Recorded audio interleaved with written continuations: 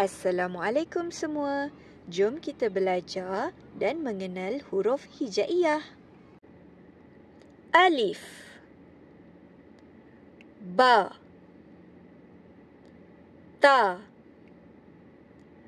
sa, jim, ha, ho, dal, zal, ra, zai, sin, shin, صاد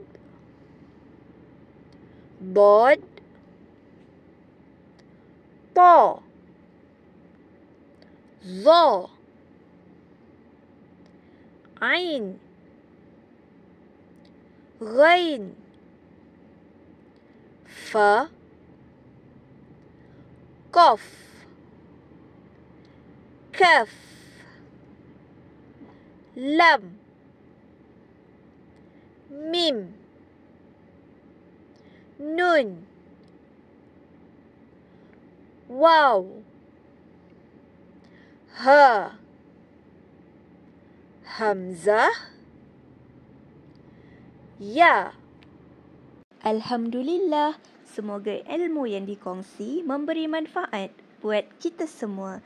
Jangan lupa like, komen, share dan subscribe YouTube channel Faridah Hanum Roslin. Assalamualaikum.